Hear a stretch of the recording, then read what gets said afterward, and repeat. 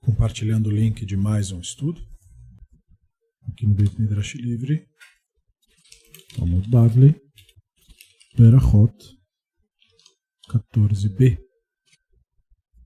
Compartilhando no nosso grupo no Facebook, Beit Midrash Livre, e no nosso grupo do Telegram, Beit Midrash Livre, Beit Midrash Chofshi. Nós não temos grupos no WhatsApp. Então esse estudo é continuação. Bem-vindos a nossos Havruta para a continuação do nosso estudo do Talmud Bavli. E nós havíamos, na aula passada, parado na transição entre o DAF 14a, agora indo para o 14b.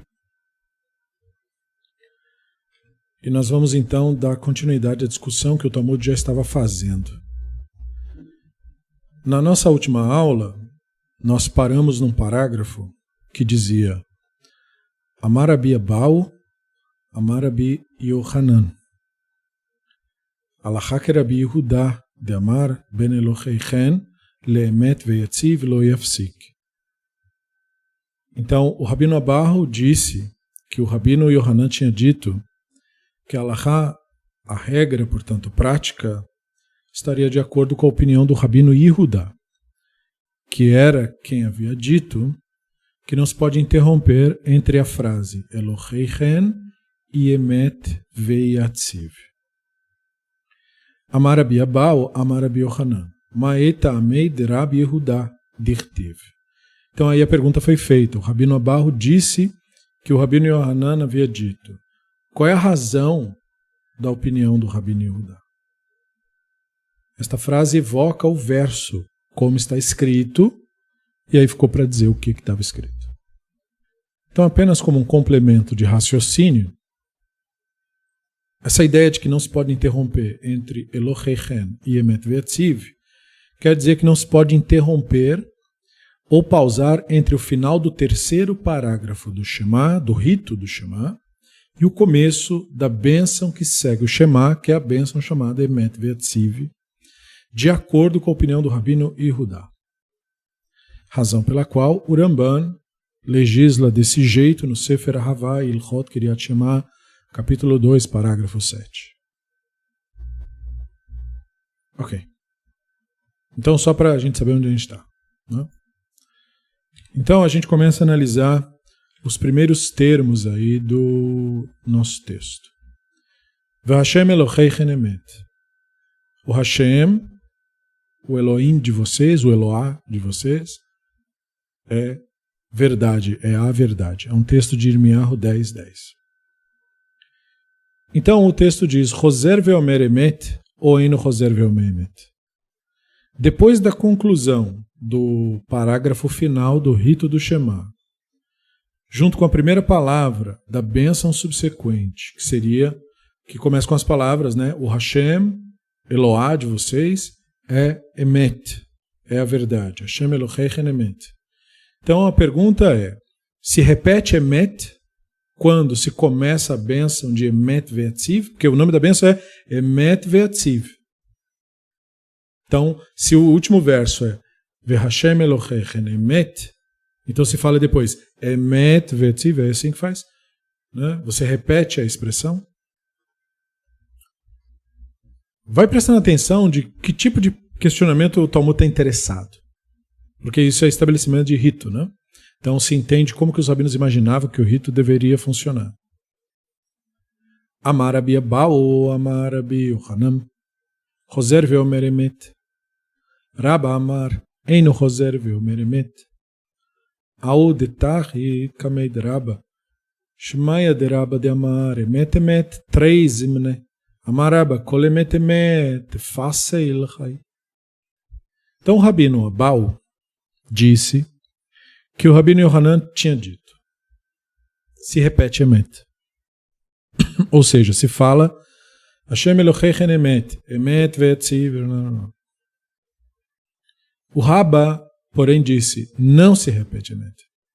Então você fala Hashem Eloheichen emet veyatziv, você não repete a palavra emet. Aí a Guemará faz uma relação. Essa pessoa, né, uma pessoa qualquer, que desceu para liderar o serviço perante Iraba. Desceu é um modo de falar. É que nas sinagogas, tradicionalmente falando, o local onde se reza, ele tem que ser em tese mais baixo do que o nível da rua. Toda uma questão discutida pelos sábios, que será discutida depois com mais detalhes, questão de você não ter altivez, nós já falamos um pouco a respeito disso, mas os sábios não falam sobre isso só uma vez. Você não se referir ao divino com altivez. Vale lembrar dos cultos cananeus. Os cultos cananeus tinha aquela ideia de você cultuar o divino nos altos, nos lugares altos, né? Era também parte da ideia de que eles achavam que a divindade estava literalmente em cima. Então, quanto mais alto você tivesse, mais perto você está do divino. Isso não era só cananeus, né? O Zeus comanda a Grécia do topo do Monte Olimpo, que é o monte mais alto ali da região, né? E assim por diante, com diversas divindades que são colocadas sempre no lugar mais alto. Então, para você ter acesso ao divino, nessas cosmovisões, por assim dizer, você tem que subir, você tem que ir no lugar mais alto. Então, gente rica, poderosa, que se dizia rica e poderosa por bênção dos deuses, e não porque estava escravizando e explorando as outras pessoas, essa parte ninguém contava ou ninguém olhava, né? Dizia que era bem sucedido porque os deuses assim queriam. Então o que os ricos fazem? Moram no lugar mais alto. Então você vê que isso não é uma tradição antiga, essa tradição perdura até hoje, né? Tanto a de interpretar a riqueza como se fosse bênção divina, e em geral não tem nada a ver com isso, né? Geralmente isso é resultado de exploração. E também interpretar que onde está mais alto é onde o Deus está. Então o templo tem que ser o templo mais alto, né? Por isso você vai fazer um templo muito gigante, o mais gigante possível, um tenta fazer mais gigante que o outro, aquela coisa de fazer o lugar mais alto. Vendo essa tendência no mundo, e claramente vista na Babilônia, os monumentos gigantescos, os deuses representados como gigantes, se criou esse costume entre os sábios de quando a gente vai rezar, a gente vai para o lugar mais baixo. O oposto, portanto, da narrativa. E para não ficar num exagero, porque tanto não tem fim para cima, quanto não tem fim para baixo. Então, basta ficar abaixo do nível da rua, que está ótimo. Então, sinagogas geralmente, tradicionalmente construídas, ou seja, quando não é um prédio que era usado para outra coisa e aí virou sinagoga, mas um prédio foi construído desde a fundação para ser sinagoga, onde se reza, você tem que descer de escada, né? 2, 3, 4 degraus ali, você desce e aí você reza, você está mais baixo. Esse é o sentido. Por isso a expressão, ele desceu, né? Só para deixar claro isso, de tudo se aprende no Talmud, né? Então ele desceu para liderar o serviço perante Iraba. Ou seja, era um Hazan, né? um chamado Shaliach Tzibur, né? O cara que reza lá na frente para todo mundo, né? E aí Iraba ouviu ele falar Emet, Emet 2 vezes. Ou seja, ele falou Ve'Hashem Eloheichen Emet, Emet Ve'atziv, ele falou Emet, Emet, né? Iraba zombou dele, diz o Talmud, dizendo, todo Emet, Emet agora pegou esse daí, né? Ele está com o cacoete do Emet, o Iraba disse. É interessante, né? O Iraba só fez um comentário jocoso. O comentário jocoso do Iraba indica que ele não aprovava esse tipo de coisa, mas indica algo mais, né? Indica quão sensível os rabinos eram para sinais de fanatismo. Por que uma pessoa repetiria? Para dizer que está enfatizando uma coisa que, segundo o Iraba, não precisava enfatizar, já está dito. Não tenta ser estrela quando você está rezando. Você está rezando, você não está apresentando um espetáculo.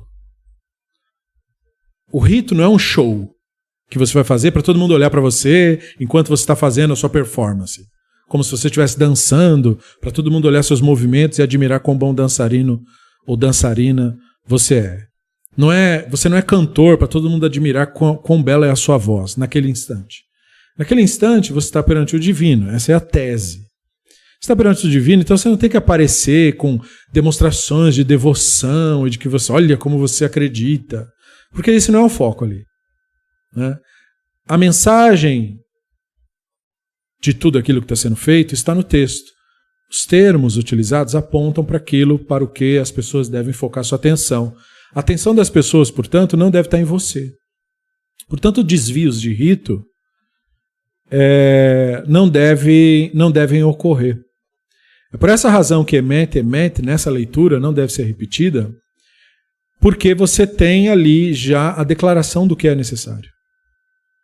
E quando você coloca a palavra verdade, que emet quer dizer verdade, ao lado de uma outra versão de emet, é como se você estivesse dizendo, na visão do Rava, que tem mais de uma verdade. Sabe aquelas pessoas que, de um lado, tem um argumento, por exemplo, científico, comprovado pelos fatos, demonstrado por experiências.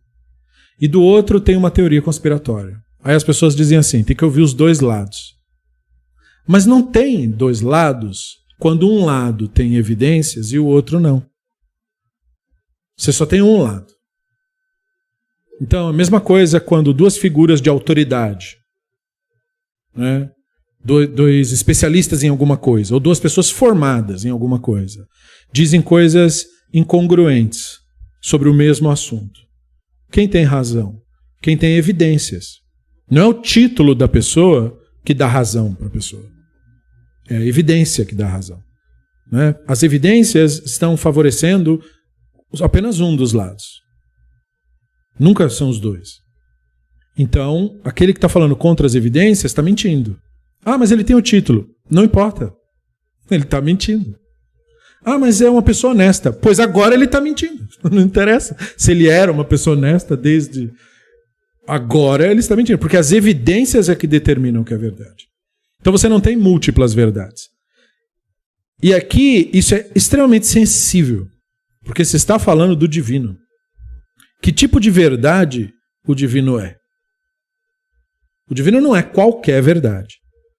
Então, quando o profeta diz Hashem Elohechem Emet, o Hashem, vosso Elohim, é a verdade, o que o fanático, o que o mistificador, o que o charlatão faz com isso? Ele usa isso para dizer que a verdade aqui referida é uma ideia ou uma concepção ideológica, uma crença religiosa. Mas isso é um contrassenso. Porque se o divino fosse uma verdade religiosa, então ele seria uma mentira. Porque toda religião tem uma verdade diferente. É por isso que o Raba está dizendo, não fala emet, emet. Como se tivesse uma outra realidade além dessa realidade. Não tem outra. Só tem essa. Então não se deve repetir emet para ele...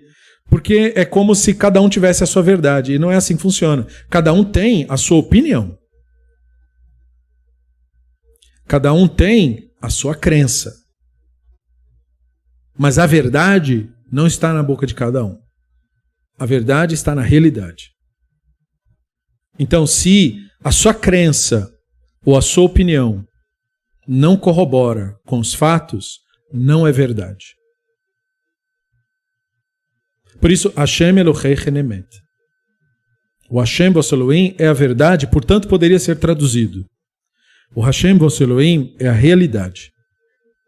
Por isso a divindade, por isso eu digo no grupo, a divindade é sinônimo da realidade. Sinônimo é a mesma coisa que a realidade. A realidade, aquilo que de fato é. Não a opinião e a crença. Aquilo que de fato é. Então não se deve repetir emet, pensava o Rava. Porque no rito, repetindo emet, é como se você estivesse colocando a verdade subjetiva, a opinião e a crença, no mesmo nível da verdade do divino, que é a realidade. Não. Sua crença não é verdade. Seu pensamento não é verdade. Sua opinião não é verdade. A verdade é o Hashem, ou seja, a realidade, aquilo que de fato é. Isso é que é verdade. Então não pode fazer essa confusão. Não pode falar, minha emet. Não tem minha emet. Tem a emet. Né? Não tem minha verdade. Né? Eu estou falando de acordo com a minha verdade. Não tem minha verdade. Tem minha opinião. Mas a minha opinião não é verdade. É só minha opinião. Ela pode emprestar alguma coisa da verdade. Por exemplo, se a minha opinião corroborar a verdade. confirmá-la, apontar para ela, aí a minha opinião será uma opinião verdadeira. Porque ela está emprestando verdade da realidade. Mas onde está mesmo a verdade? Na realidade. Naquilo que de fato é. Não no que eu penso, no que eu acho, no que eu acredito. É muito importante essa distinção. E como nós estamos estabelecendo ritos aqui, daí o Rav achou pertinente fazer isso. Não tem esse cacuete de achar que tem várias verdades. Não tem várias verdades. Tem várias opiniões. A verdade é uma só, que é a realidade. Então, vamos ver, né?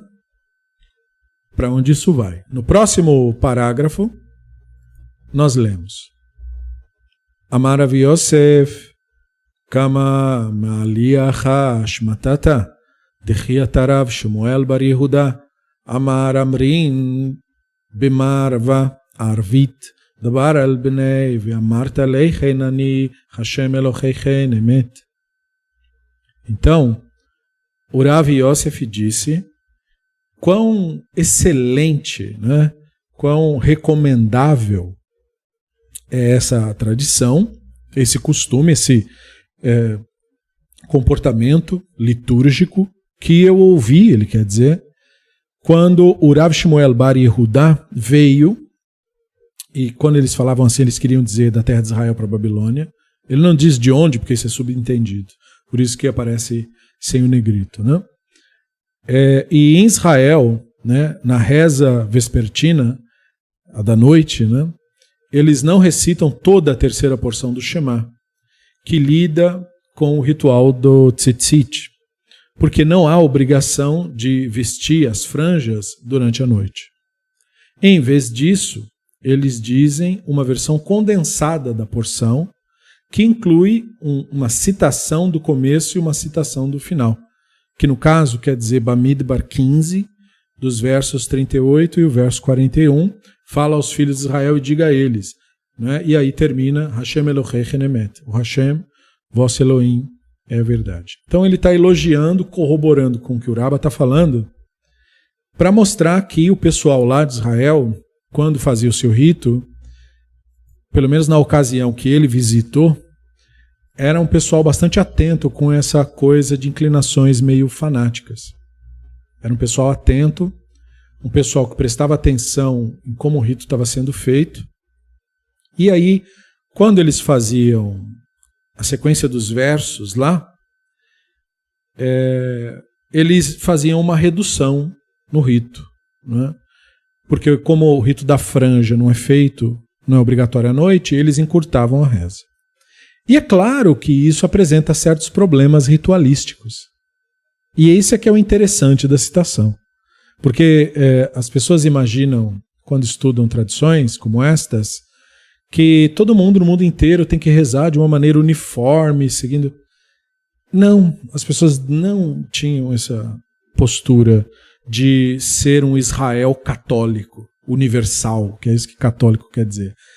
Embora os fanáticos atuais queiram passar essa falsa impressão de que Israel é um Israel católico, tem um jeito de ser judeu, tem uma forma de seguir religião, nunca foi desse modo. Esse é um testemunho, dentre milhares, de que o rito era feito de uma forma diferente lá. E tem problemas alárricos nessa forma, né? Muitos comentaram sobre os problemas alárricos de se dividir versos, e existem extensos comentários do Rashba a respeito desse costume que se fazia em Israel. E alguns comentaristas dizem que, apesar da passagem ser recitada em fragmentos do verso de Bamidbar, referido, né, de Bamidbar 15, não é uma citação completa do verso em Vaikra 18:2 também. E esse teria sido o motivo do Rav Yosef gostar, né, aprovar essa combinação de versos, que aqui então é uma combinação entre o texto de Vaikra e o texto de Bamidbar, como um complemento sem que fosse necessário interromper entre os versos. Mesmo assim, isso é uma explicação provisória, só para mostrar que, tradicionalmente no judaísmo, sempre existiu essa liberdade litúrgica, que dá aos movimentos atuais total liberdade de não rezar conforme normas pré-estabelecidas, mas criar seus próprios ritos mesmo. né? Então, por isso, essa citação. E aí nós prosseguimos para o próximo parágrafo.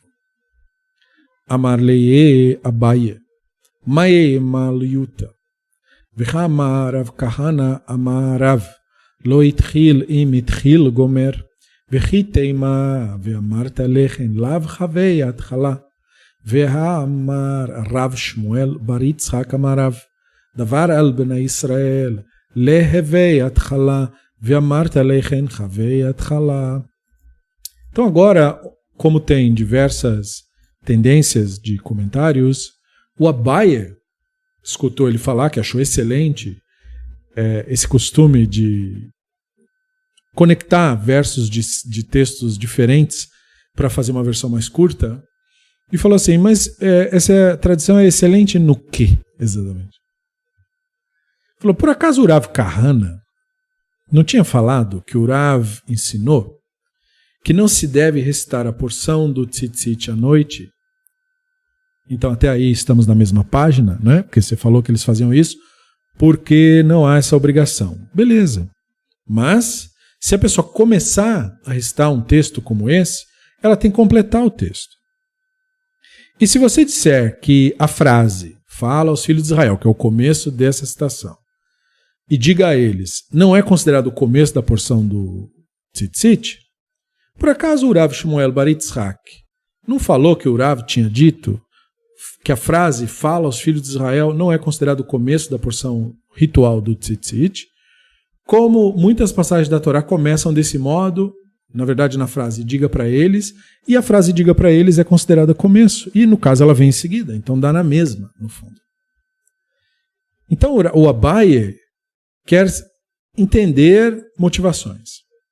Você disse que é uma excelente tradição, eu quero saber no que essa tradição é excelente.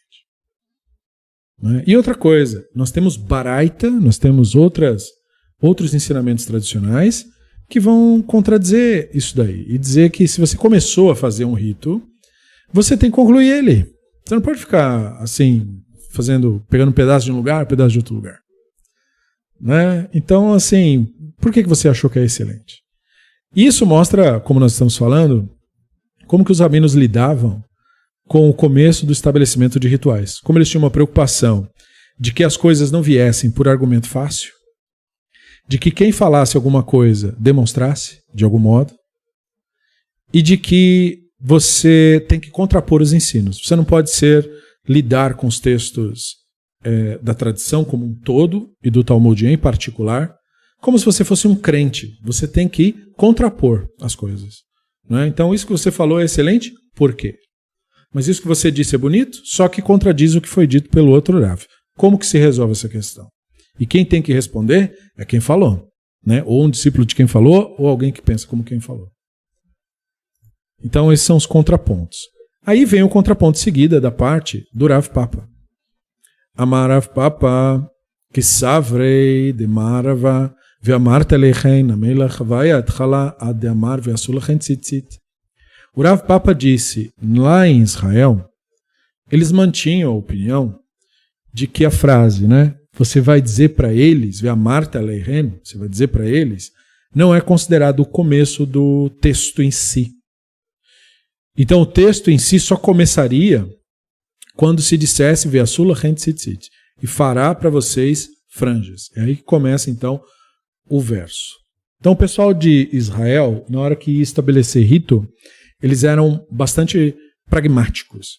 Eles tiravam do texto tudo que era, digamos assim, supérfluo e que, se fosse tirado, não faria diferença no entendimento do texto. Então nós temos um texto que tem um mandamento sobre o tzitzit. Se você tirar os elementos que, fora do texto, não atrapalham o entendimento de que tem que fazer o tzitzit, o que resta no texto?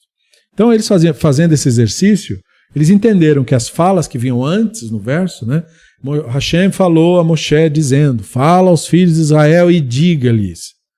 Todo esse começo aí é supérfluo para o que eu quero. O que eu quero? Onde começa o texto do tzitzit? Então ele começaria na frase, ve'asulachen tzitzit, façam para vocês tzitzit. É aqui que eu começo. Né? E isso nos remete ao que nós falamos em aulas anteriores, para quem acompanhou e para quem lembrar. né? Para quem lembrar, porque Talmud é um exercício de memória, né? Para quem lembrar, nós falamos que toda a halachá ela tem que ser pensada com começo, meio e fim. Eu não posso criar uma regra que não tem esses elementos. Então nós demos exemplos de coisas super famosas da Bíblia hebraica, como por exemplo, a pessoa vai dizer, né? Vamos citar aqui como exemplo, a religião acabou adotando, de que há um dever da Bíblia hebraica de se ter filhos. Há esse dever. Então tá, se você estabelece isso como um dever, você gera um enorme problema. Porque aí você começa a fazer perguntas. Ok. Então, se a pessoa não pode ter filhos, como ela faz? Se ela adotar, isso é considerado cumprir o preceito? Ou a pessoa que não pode ter filhos está terminantemente impedida de cumprir o preceito? Primeira pergunta. Segunda pergunta, se eu tive um filho e Haz v'Halila, Haz v'Shalom, ele vem a falecer, é considerado como eu cumpri o preceito porque eu tive o filho? Ou eu tenho que ter outro filho que sobreviva? E se ele tem que sobreviver, ele tem que sobreviver até que idade? Até a idade de ele também ter filhos? Ou se ele sobreviver só até a juventude antes de ter filho e falecer, eu tenho que ter outro filho ainda para ele... Você está entendendo? Até onde vai esse negócio? Né? E quando eu falo ter filhos, o que isso significa? Significa que eu tenho que ter um filho, ou eu tenho que ter 2 filhos, ou quantos filhos eu tenho que ter? Se o mínimo de filhos que eu tiver que ter são 2 meninos ou são 2 meninas? Ou se eu tiver um menino e uma menina? E se eu tiver só uma menina e a menina for estéril? Eu tenho que ter um outro filho que seja menina e que seja fértil? Ou... Entende?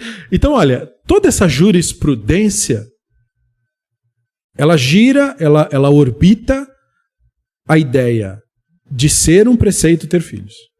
Ela orbita isso daí. Então, você precisa decidir as coisas. Você precisa decidir aonde o preceito começa, quando uma pessoa pode dizer para si mesma, cumprir o preceito. Porque você não pode criar uma situação em que a pessoa nunca saiba que cumpriu o preceito. Entende? É por isso que nós estabelecemos o rito de reza. Porque se você for filosofar sobre isso, qualquer coisa pode ser chamada de reza. Até um momento de silêncio é uma reza, como tem escrito em um monte de sinagoga. Né? O silêncio é uma prece. Mas se o silêncio é uma prece, o que é que eu estou fazendo aqui? Eu vou para casa, então eu fico lá em silêncio, em casa. Eu não tenho nada para fazer aqui. Entende? Se eu for estabelecer um rito, o rito tem que ter começo, meio e fim. Ele tem que ter... Se eu for estabelecer que não pode comer no Yom Kippur, se eu for estabelecer isso como regra, eu tenho que estabelecer. Então, o que é comer? Qual é a menor quantidade de um determinado alimento que pode ser chamado comer? Aonde começa o preceito de comer? E aonde o preceito de comer termina? Para eu saber assim, não valeu, não é comer isso, embora tenha sido algo parecido. Entende? Se eu não fizer isso, eu não estou, na verdade, fazendo nada, no sentido de que eu não estou legislando, eu não estou pensando de maneira coerente. E aí se torna uma conversa que sai de lugar nenhum e vai para lugar nenhum. É exatamente isso que você está vendo aqui. Então, o pessoal de Israel, pensando desse modo, tem que fazer a reza do tzitzit. Então vem cá, onde começa o negócio? Começa na frase, Ve'asu lachem tzitzit. Vocês farão tzitzit para vocês. Porque você não vai poder dizer, mas na verdade o verso começa com o Hashem falou para Moshe dizendo, fala aos filhos de Israel e diga-lhes. Percebeu? Eles tiraram o supérfluo. Não, mas tudo bem. Mas essa introdução pode servir para qualquer mandamento. Mas eu quero aquilo que distingue. Eu quero o que é começo. Então eles, para legislar, eles pensavam dessa maneira. E isso vale para todos os preceitos. Isso ajuda você a ter essa responsabilidade em estabelecer e pensar nas coisas que você vai, digamos assim, colocar para sua comunidade dizendo, pessoal, é obrigatório fazer isso. Obrigatório por quê? Entendeu? Porque você acha que é, e só. Não é suficiente. Então o nosso texto continua a reflexão. Amar Abaye, Hilchach, Ana, Nitcholi, Mitchilinan, Deka, Mitchalei, Bemarava, Vecheivan, Deitchilinan, Migmar, Namei, Gemarinan, Decha amar Rav Kahana amar Rav lo itchil vein itchil gomer. Então Abaye, complementando os argumentos, disse, portanto, nós começamos a recitar a porção das franjas do tzitzit, dado que eles começam a recitar em Israel, e uma vez que nós começamos a recitar, nós completamos também. Como o Rav Kahana disse, que o Rav havia dito, não se deve começar a recitar a porção do rito à noite, mas se você fizer, então já fala tudo de uma vez. Ou seja, que a comunidade local decida o quanto daquilo vai ser dito. Mas se vai ser dito a frase Ve'asulachem tzitzit, vocês farão tzitzit, então já fala tudo logo. Né? Não criem esta interrupção. Aí vem a próxima cláusula relacionada. Então ele falou isso. Ria barav amar, amarani Hashem Eloheichen, tzarich lomar emet. Lo amarani Hashem Eloheichen, eino tzarich lomar emet. Então o Ria barav disse, se na situação vespertina, da reza noturna, se recitar a porção ritual do tzitzit com a frase Ani Hashem Eloheichen, eu sou o Hashem, o Eloá de vocês, então aí a pessoa é obrigada a recitar Ani Hashem Eloheichen, né? E é obrigada a recitar Emet, né? Emet ve'emuná, no caso, né? Ele é verdadeiro, ele é a verdade e ele é confiável. E, portanto, isso quer dizer, ele é obrigado a recitar toda a bênção da redenção, porque ele falou Ani Hashem Eloheichen. Entretanto, se por acaso o rito ali for decidido de que não se recita a frase Ani Hashem Eloheichen, daí não precisa recitar Emet ve'emuná, segundo o Ria barav. Então, segundo o Ria barav, os nossos ritos, eles são conectados entre si. Nós recitamos uma coisa, por assim dizer, por causa de outra. Tudo começa com um mandamento, né? Tem um mandamento de você fazer o Shema, que leva ao mandamento de fazer a reza, que leva ao mandamento de se dizer certas coisas na reza. Então o Ria está fazendo uma correlação. Nós dizemos verdadeiro e fiel, nós dizemos que o divino é verdadeiro e fiel, não é de alegre que se faz isso, ou que se faz nenhum rito judaico. Não é de alegre. Há uma enorme confusão atualmente, porque um número que talvez estranhamente é grande, de pessoas de cultura evangélica e tal, acessa os nossos livros e eles vêm de um pensamento de que o divino é tipo um sociopata megalomaníaco, que ele precisa ser elogiado o tempo inteiro. E que nós vamos lá para elogiar ele, para massagear o ego do divino, para ele se sentir bem, para ele não ficar sozinho ali na hora que fecha a porta da sinagoga e não tem ninguém lá.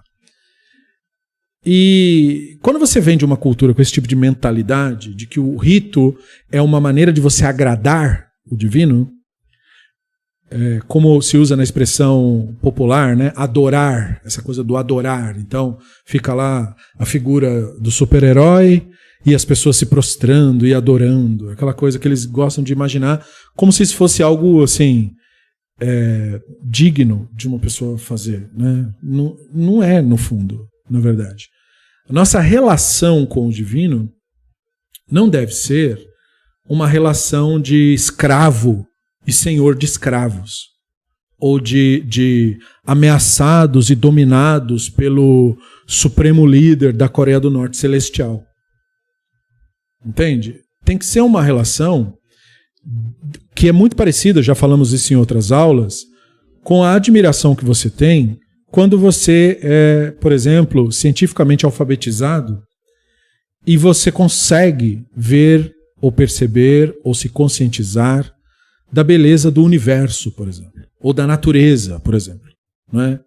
Aquela sensação de ficar sem palavras perante o mar, entende? Perante algo real que tem no mundo, pelo fato de haver um contraste, de você perceber a sua pequenez perante a magnitude, não é? E essa sensação de grandeza, de você perceber estar perante algo grandioso, é esta a ideia por trás do exercício do rito de reza. Pode-se dizer que como não é todo dia que você vai no mar, como não é todo dia que você vai na montanha, como não é todo dia que você vai ver a Via Láctea, como não é todo dia que você vai ver uma aurora boreal, ou talvez você nunca vá fazer essas coisas.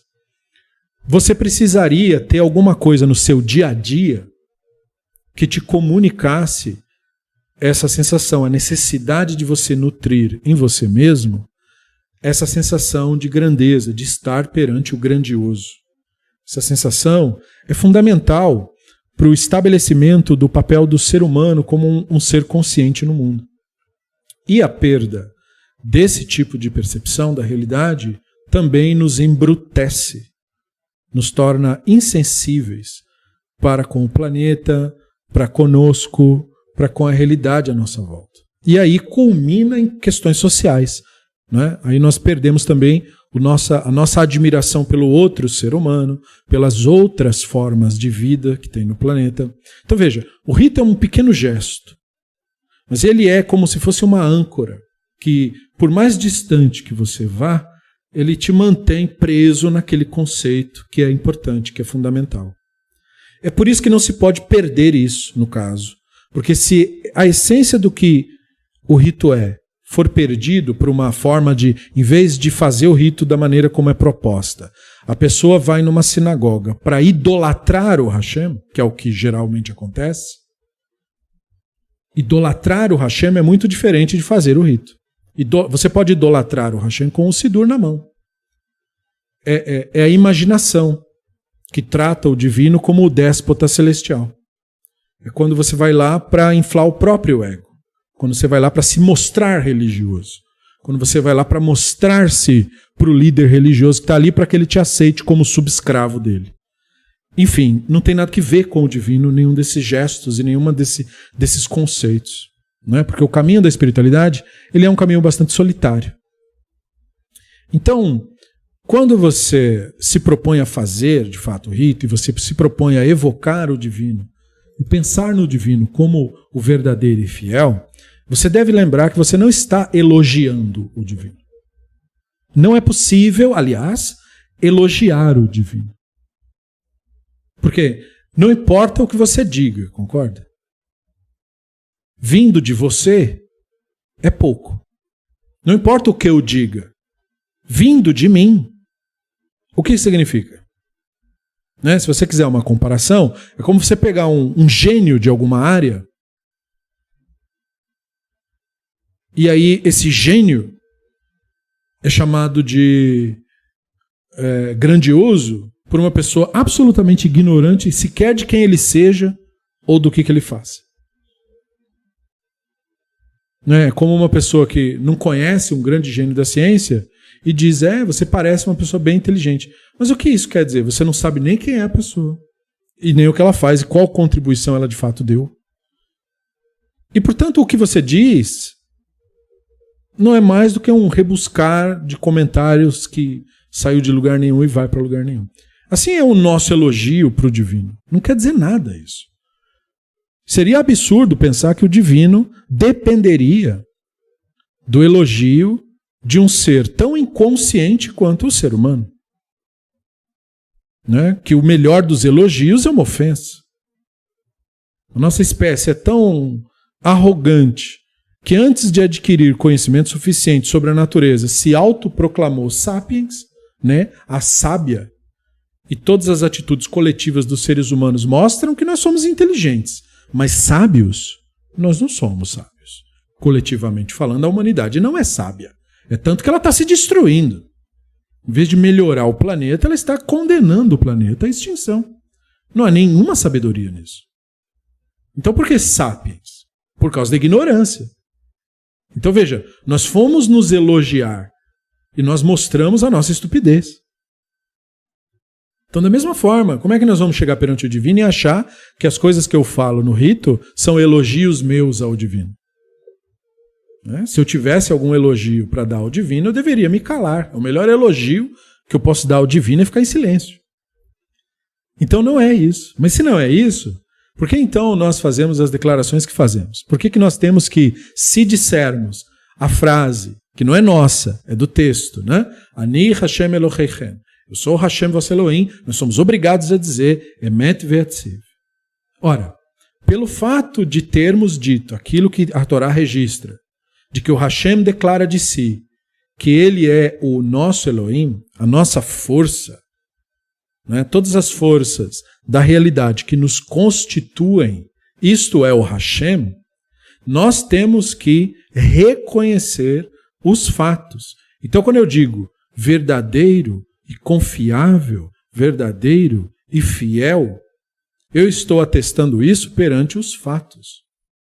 Por isso a bênção da redenção é importante. Porque a bênção da redenção é uma lembrança de que a ideia de redenção não é que vai vir o Goku na nuvem, não vai vir um ser mágico resolver meus problemas, mas que a redenção é algo que acontece de verdade, na realidade dos fatos e da vida. E eu não posso nutrir a ideia contrária. Então eu não posso associar o divino ao que eu imagino. Então eu tenho que associar o divino ao que é verdadeiro e confiável. Porque o divino é um conceito que eu tenho a respeito da realidade, da sacralidade da realidade. Então eu devo lembrar que essa ideia só pode ser associada com aquilo que é verdadeiro e com aquilo que é confiável. Então é por isso que uma coisa me obriga a outra. Eu não estou elogiando, eu estou, na verdade, polindo minha declaração. Tendo cuidado com aquilo que eu digo.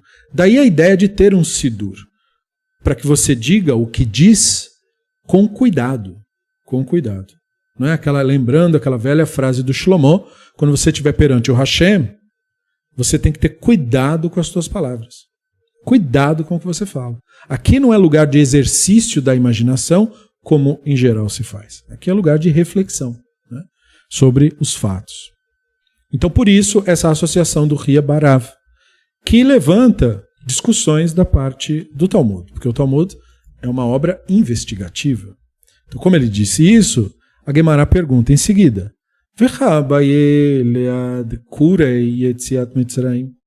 mas não é obrigatória a menção da saída do Egito? Porque o trecho em questão, que é a bênção da redenção, faz menção da saída do Egito. Então, se ele diz que se não falar o Hashem Eloheichem, aí não precisa falar Emet ve'emunah, a Gemara pergunta, mas como a pessoa não falaria isso? Não é obrigatório recitar a redenção do Egito à noite também? Então, trazendo essa reflexão, veja que é sempre com um contraponto, a Gemara responde, de Amarchi, Modim manachnu la Hashem Eloheinu, shehotzetanu me'eretz Mitzrayim, ufeditanu mibeit avadim, ve'asita lanu nisinu gevurot ala yan, ve'sarnu lach. Então a Gemara responde que no lugar de recitar Emet ve'emunah, caso a pessoa não tenha dito Hashem Eloheichem, devido ao seu rito específico, ela tem que dizer o seguinte, Modim manachnu lach, nós te agradecemos, Hashem Eloheinu, Hashem nosso Eloá, shehotzetanu me'eretz Mitzrayim, que nos tirou da terra do Egito, ufeditanu mibeit avadim. E aí explica o que quer dizer tirar da terra do Egito, né? Nos livrou da casa da escravidão. Ve'asita lanu nisinu gevurot ala yam, ve'sarnu lach. E nos fez sinais e atos poderosos no mar, e te cantamos por causa disso. Ou cantamos a ti por causa disso. Né? Ou seja, esta é uma fórmula, e essa fórmula constitui os elementos tidos lá na expressão anterior do Emet ve'emunah. Então nós podemos substituir, o Talmud está dizendo, com conceitos como nós vimos anteriormente, o costume lá de Israel. Né? À noite aqui nós não fazemos essa parte toda do tzitzit, nós pegamos uma cláusula daqui, que essencialmente estão dizendo o que precisa ser dito. E a ideia aqui é repetida. Né? Você diz essa cláusula tem essencialmente o que precisa ser dito. A que conclusão chegamos, então? De que as palavras específicas, e por importantes que sejam, que constam no Sidur e tudo isso, estas palavras em si não são o ponto-chave do rito. Por isso que elas podem ser substituídas por equivalentes que transmitam mais ou menos a mesma ideia, para mostrar que não é o que você fala, mas para onde o que você fala aponta que é o importante. Então no rito, não é que você diz palavras mágicas. E aí entramos nessa questão da visão racionalista dos ritos, que abomina o uso mágico de rezas, de brachot e de tudo isso. Justamente porque nós aprendemos em fontes fundamentais que se pode ser feito substituição mantendo-se o teor, isso não poderia ser assim se a ideia dos rabinos fosse que as palavras em si são mágicas. Porque se as palavras em si são mágicas, então elas não poderiam ser mudadas sob hipótese nenhuma, para que a mágica acontecesse quando as palavras fossem ditas da forma como foram determinadas. Porém, os rabinos não só recortavam trechos de texto da Torá, de um livro para outro, como vimos de Bamidbar para Vaikra, eles alteravam fórmulas, como eles criavam fórmulas novas, como o Modim Anachnu Lach, que é recitado até hoje quando nós fazemos a repetição da Amidah, a repetição da reza que se faz em silêncio e em pé, né? E, portanto, essa criatividade dos rabinos na elaboração, uma criatividade baseada nos textos, baseada nas tradições, elas evocam uma percepção de reza que não a vê como um pronunciamento mágico para a resolução de problemas que o ego acha que a pessoa tenha. E sim, um momento que tem um determinado apontamento, como eu disse, a ideia do rito é levar você por um momento de admiração pelo divino, isto é, pela realidade, e, portanto, você pega a experiência coletiva de Israel, a experiência literária de Israel, a experiência profética de Israel, que no caso é o que se remete esses textos, e você vive isso no seu instante.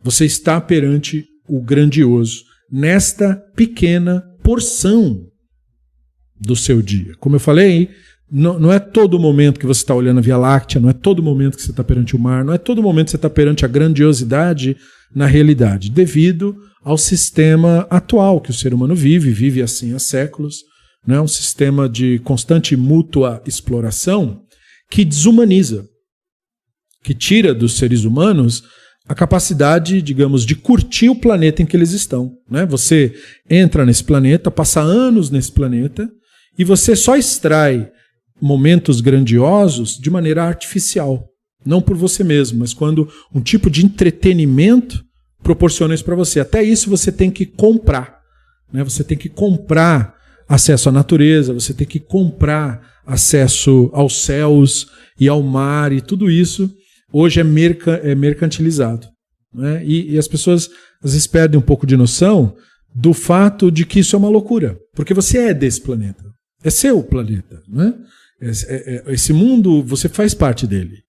Então, você não devia lidar com ele como se pertencesse a um grupo, a uma corporação. Mas você lida, né? Porque isso é tirado de você, dado a todo um sistema que foi organizado séculos antes de você nascer. Como você, então, já vem mediante essa servidão, e os rabinos certamente entendiam de servidão, eles, portanto, associavam o divino com o que liberta. Já que nós não temos essa liberdade externa, é crucial e vital até que você mantenha a sua liberdade interna. Então, por isso o Hashem nos redime. Ele tem que sempre ser lembrado todo dia como o que nos redime. Porque o Egito é o exemplo por excelência do sistema econômico escravizador, que depois foi estendido. Roma e toda a influência do Império Romano e do cristianismo é a glorificação da escravidão, né? Tanto que só trocou de palavra, de escravo para trabalhador, que hoje é uma palavra que soa positivo. Mas note como nós falamos em hebraico, né? O Hashem nos tirou de Beit Avadim, né? Nós traduzimos casa dos escravos, mas o que está escrito? Casa dos trabalhadores. Porque nós somos acostumados a pensar que o trabalhador não é escravo, mas ele é. Porque todo o sistema estabelecido no mundo é o sistema de herança de povos como o povo egípcio. O sistema de mútua e constante exploração do homem pelo homem. O homem é o lobo do homem. E isso é visto normal, como se fosse normal, porque ele é endêmico. Porque todo mundo está sujeito a isso. E parece normal. É como a mentalidade e sua constante fala na nossa cabeça. É uma situação que, na verdade, precisaria ser tratada. É um sinal de insanidade. Mas é tratado como se fosse normal. Por quê? Porque é endêmico. Todo mundo sofre desse tipo de coisa. Então parece que é assim mesmo, mas não é. É como a poluição. Parece que é assim mesmo. É assim mesmo. Para muita gente, é assim mesmo. As árvores vão sendo derrubadas, os animais vão sendo mortos, casas vão sendo construídas, florestas vão sendo dizimadas, porque é assim mesmo, as pessoas pensam. Isso levará inevitavelmente à nossa total destruição. Mas as pessoas reagem como, é assim mesmo. Por isso é tão importante nutrir esse pensamento de pensar o Hashem como que nos tira da escravidão. Para que olhemos à nossa volta e nos questionemos. Essa escravidão ainda está aí? E a resposta é que está. Então, isso não é uma mensagem do passado. Ele nos tirou da escravidão. Ele precisa continuar nos tirando da escravidão. E não há como você sair externamente de uma escravidão qualquer se você não sair dela primeiro internamente, que é o mais difícil. É por isso que o Midrash brinca com a narrativa da libertação da escravidão, dizendo que a maioria da população não saiu do Egito. A maioria da população ficou lá, escrava, e morreu assim, e desapareceu. Então, o povo que sai é a minoria. Então, o sinal é esse. É um apontamento importante. Daí a necessidade de refletir sobre isso. Isso tem tantas camadas que é preciso repetir essa mensagem todos os dias, disseram os rabinos. Porque é muito forte a pressão contrária de você ser convidado a relativizar a escravidão que você vive e a escravidão dos outros, de modo tal que você perde a empatia pelo outro ser humano escravizado. E aí você não se importa mais com isso. E por isso que Moshe é trazido na narrativa como a figura profética, com a primeira atitude de Moshe. Incomodar-se porque um israelita estava sendo agredido por um senhor de escravos egípcio. Por que isso é trazido à tona como pico do começo da missão? Porque ele saiu da inércia de olhar para o mundo e dizer, é assim mesmo, as pessoas é assim mesmo, as pessoas morrem, um agride o outro, né? Isso aí é normal. Então, no momento em que ele atinge a visão profética, ou seja, a visão de mundo profética, ele vê a agressão e diz não. Ele dá um basta na mesma hora, num irrompante de ato de justiça, né, que resulta na morte do egípcio. E aquele sinal tão drástico de início, na verdade é o testemunho da capacidade do Moshe de ser o que ele era. Como assim? A capacidade da pessoa que toma atitude. Não fica só no eu creio, esses são meus valores, mas não faz nada. Moshe não era esses são os meus valores, mas não faço nada. Ele era são meus valores e nós vamos para as cabeças. Nós vamos lutar por isso daí. Isso vai acontecer. Então por isso ele é lembrado e por isso a redenção é lembrada, porque esses temas são todos interrelacionados. Mas você não vê nada disso se você achar que você não é escravo. Como a maioria dos hebreus não achava que era escravizado. Então, para que ser livre se você não é escravo? Então a ideia é de lembrar é isso. Ele nos tirou da casa da escravidão. Sim, querem nos escravizar. Sim, somos escravos. Precisamos do Hashem que tira do Egito e da casa dos escravos. E esses são os sinais. Esses são os atos poderosos, que é o enfrentamento daquilo que oprime. Porque se você não enfrentar aquilo que oprime, o que oprime continuará oprimindo. Nunca vai parar. Quem é que vai descer de cima? Não vai, né? Então você precisa fazer alguma coisa por você mesmo. Então esses complementos do rito são cruciais, perceba. Não é massagem no ego do divino. É outra coisa. E a sequência do parágrafo diz: Amar Rabi Yoshua ben Karcha, Lama Kadma Parashat Shema v'chadoime. Então agora nós voltamos para um assunto que estávamos vendo. Nós aprendemos na Mishnah que estamos, em geral, discutindo, embora o Talmud enfie um monte de assunto no meio. O Rabino Yehoshua ben Korach, ele falou, nós estamos lembrando o texto da Mishnah, porque a porção do Shema precede. Ele para por aí, porque ele conta que a gente lembre do resto. O resto é porque a Parashá do Shema precede a de Verraia in Shamoa. De modo que, qual é a consequência disso? A consequência é que, primeiro, a pessoa aceita sobre si a ideia que os rabinos tinham de Malchut Shamayim, né, o reino do divino, a presença do divino, para depois se ver como responsável pelos mandamentos. Então essa seria a ideia, nós vimos isso anteriormente, agora o Talmud volta naquele assunto para que nós o trabalhemos. Então aí nós prosseguimos no próximo parágrafo. Tania, Rabi Shimon ben Yochai Omer, Badim o sheakdim shema livhaya in shamoa, shezel lilmod vezel lelamed, ve'aya in shamoa levayomer shezel lilmod vezel lasot. Então foi ensinado num baraita que veio em nome do Rabino Shimon ben Yochai.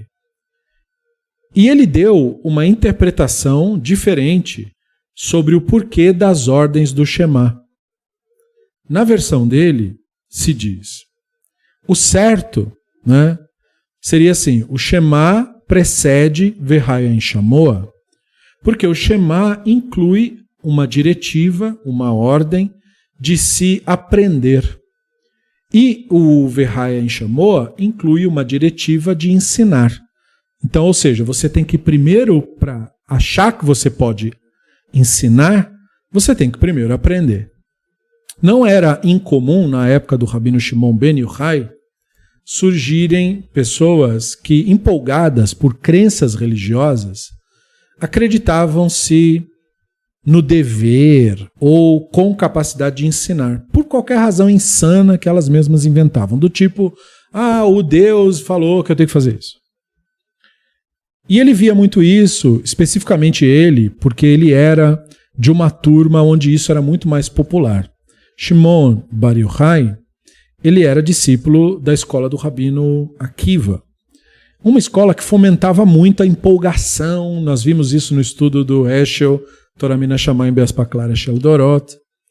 Então, no grupo dele, no grupo de pessoas que tinha a visão de mundo mais mistificada, direto aparecia gente que começou a estudar outro dia, não sabe nem falar direito, não sabe escrever direito, não sabe nada claramente. A cada palavra que a pessoa diz, você percebe que está testando assim, sou ignorante, por favor me ensine.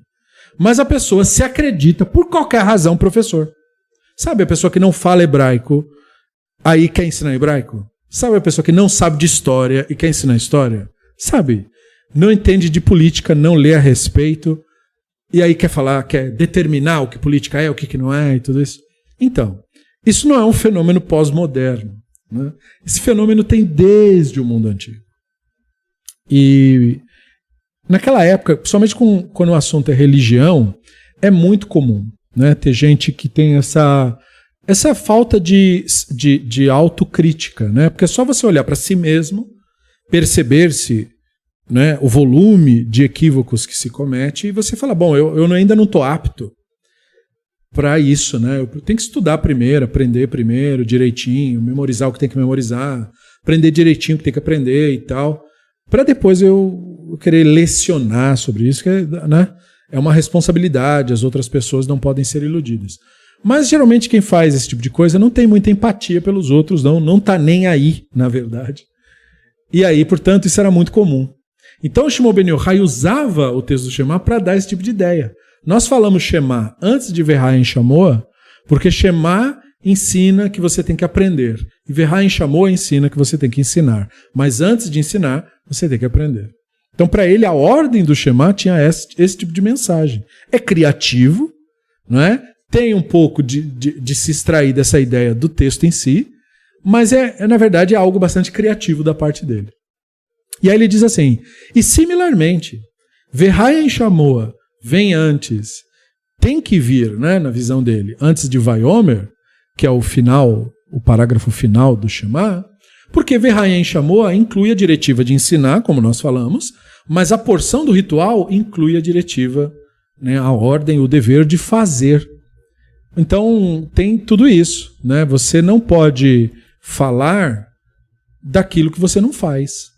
Né? Você não poderia, na verdade, pela ética, falar de algo que não tem que ver. Ou seja, manter uma coerência externa e interna. Né? Então, tem essa tradição tem certos ritos, e aí a gente faz ritos. Né? A gente, antes de comer, tomar um negócio, a gente tem uma brachá que faz, né? No Shabbos tem umas brachot que fazem, tem o rito do Kiddush, tem as coisinhas que fazem ali. Tem que praticar essas coisas, tem que procurar fazê-las, né? Para que você, inclusive, saiba como é a sensação de fazer isso, viver isso, para falar sobre isso, de alguma maneira. Né? E é claro que isso não quer dizer que você tem que fazer isso para os outros, mas você tem que ter isso para si. Você tem que ter essa diretriz de que aquilo que você pretende ensinar, você tem que viver para poder ensinar. Né? Então, de novo, né?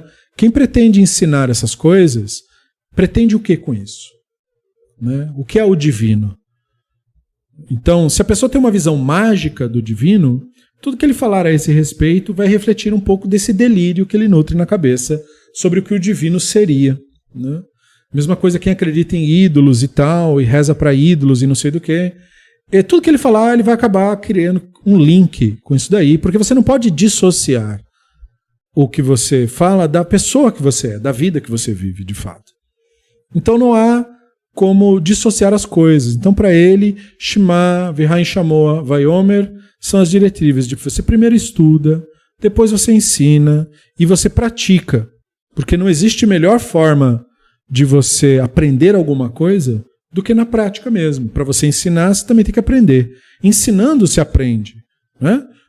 Nessa coisa, por exemplo, de ler os textos, de memorizar o que o texto está dizendo, isso vem na prática, ocorre naturalmente, mas precisa fazer, né? Precisa sentar e ler mesmo, né? Porque às vezes a pessoa fala a respeito de estudar a Torá e tudo isso, mas ela não sabe se colocar perante professores, ou perante uma escola, ou perante um método, né? Diz para ela, faz o exercício, leia isso, aí quer bancar o rebelde. Mas se você não pratica, se você não lê, se você não... Então não vai acontecer. É como nós falamos sobre acessar o divino, né, através do momento presente. Não adianta ler sobre isso. Tem que fazer isso. Ritualmente. Conscientemente. Ah, mas estou com preguiça. Não tem problema. Inclusive é bom admitir. Mas faça mesmo assim. É como exercício físico. Estou com preguiça. Não tem problema admitir. É ótimo que o faça, mas faça mesmo assim. Né? Crie condições, torne aquilo realidade, faça. Então, aqui também, né? Não fique só na teoria. Faça. E isso daqui não é uma defesa para o fanatismo religioso. Porque eu não estou dizendo como que ninguém vai fazer nada. Você não viu que tem várias formas de fazer o rito? Não tem problema. A forma que você escolher para você. Isso pouco importa. Né? Aliás, eu sempre advogo contra o fanatismo, contra o sistema dos autoritários. Não seja como esse pessoal. Não é bom para o ser humano. Não forma seres humanos melhores. Forma uma legião de gente maluca. Fuja disso daí. Mas faça as coisas. Faça. Pratique mesmo.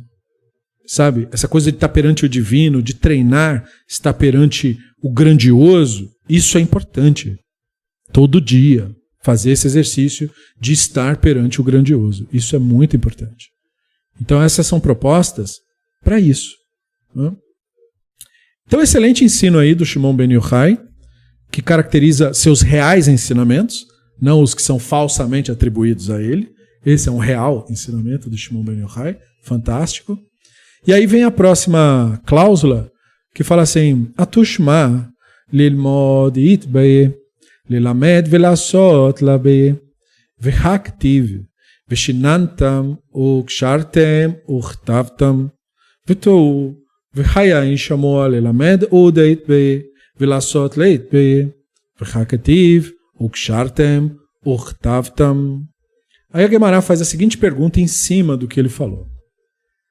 Isso aí quer dizer, quer expressar que a porção do Shema, né, que ela contém a diretiva para a gente estudar antes de querer ensinar, ela não contém a diretiva para ensinar e praticar? Você está querendo me dizer que o Shema tem um conceito, Ve'ayin Shamoa tem outro conceito e Vayomer tem outro conceito? Porque se for isso, mas não está escrito em Devarim 6.7, né?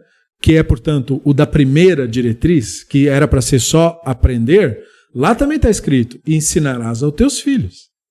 Então lá está falando para aprender e também para ensinar. E sobre a diretriz, que você diz que tinha o ensinamento de ensinar. Mas lá está escrito, né, em Devarim 6.8, amarrarás no teu braço. Então está falando para ensinar e também para praticar. E a última diretriz que você falou, que é sobre a prática, né, que é Devarim 6.9, lá está escrito, escreverás sobre os umbrais da tua casa. Então, além do mais, a Guemará coloca, por acaso o Ve'haya Inshamoa contém a ordem de ensinar e não contém a de praticar? Mas em Devarim 11.18 não está escrito? E você vai amarrar no teu braço, que é uma diretriz de praticar? Então olha que legal, né? O Talmud pega um ensino que qualquer pessoa poderia ler e falar amém, e usar o nome do Rabino Shimon Ben Yochai, e dizer, o grandioso falou isso e tudo bem. Mas a Guemará fala, não, mas espera um pouco. É bonito o que você falou, mas o problema é que ele não fecha no verso. Você quis me dizer que o texto foi escrito de uma maneira tão genial que uma diretriz está em cada porção. Por isso que uma porção tem que vir antes da outra. Esse era o argumento. Mas o Talmud está falando, mas seu argumento não se sustenta para esse tipo de objetivo. Porque na primeira porção que você falou que tem a diretriz de ensinar, também tem a outra. A diretriz de aprender também tem a outra de ensinar. E na de ensinar tem também a de praticar. Então como assim? Como que você descobriu que ele está nessa ordem por esse motivo? Se eu consigo ver, na verdade, tudo diluído. E eu li os mesmos versos que você. Percebeu? Então a Guemará coloca a coisa como um contrassenso, que é um belo ensino, mas que não sustenta o argumento que foi dado. E esse é o que nos interessa. Né? Nós falamos em aulas anteriores que não é pela beleza do que foi dito, mas sim se ele tem um raciocínio que aponta para fatos de fato. Então parece que o argumento não se sustenta. Mas aí, como ele responderia? Como que o Shimon Bar Yochai responderia? Então ele diria, né, nessa resposta imaginada por ele, Achi que amar badim shetikdam shema levechaya inshamoa, שזה לימוד ללמד ולעשות, והיה אינשמוע לויומר, שזה ויעשה בם ללמד ולעשות, ויומר אין בם אלא לעשות בלבד. Então ele falou assim, em vez disso, nós devemos dizer que o que o Shimon Ben Yochai quis dizer foi o seguinte, ou seja, o Talmud está propondo reler o texto. Querendo dizer assim, do jeito que foi passado, provavelmente não está certo. Por que não? Porque se ele falou aquilo mesmo, então aquilo não tem sentido nenhum. Mas para nós mantermos o ensino do Shimon Ben Yochai, portanto, ser um ensino dado de segunda mão, não é ele falando. Né? Então, na verdade, talvez ele quis dizer o seguinte, o certo é que entendamos que a porção do Shema deve preceder o Ve'haya Inshamoa, porque a porção do Shema inclui a diretriz, a ordem, né? De você aprender, ensinar e praticar. Os três. E aí a porção de Ve'haya Inshamoa inclui a ordem de ensinar e praticar. Então, agora não mais o estudar primeiro. E o Ve'haya Inshamoa tem que preceder o Vayomer, porque enquanto o Ve'haya Inshamoa inclui ensinar e praticar, Vayomer inclui só praticar. Então ele teria visto, digamos assim, essa inclinação de conceitos. E isso teria inspirado ele. Então veja como o Talmud faz, né? Primeiro nós avaliamos o ensino dado em nome de um grande fulano de tal, e aí nós pensamos sobre se o que foi dito em nome do grande fulano de tal procede de acordo com o tipo de raciocínio claro que o fulano de tal deveria ter. Então se concluiu da primeira versão do ensino do Shimon Bar Yochai que, embora bonito, não fecha num bom raciocínio. Então a Guemará propõe uma releitura do que deveria ser atribuído a ele. Veja que legal. Nós não estamos mais discutindo qual é o ensinamento do Shimon Ben Yochai, mas sim como interpretar uma suposta tradição, um baraita, que veio em nome de Shimon Ben Yochai. E se veio algo que não faz sentido, não é aceito, mesmo que tenha o nome de Shimon Ben Yochai.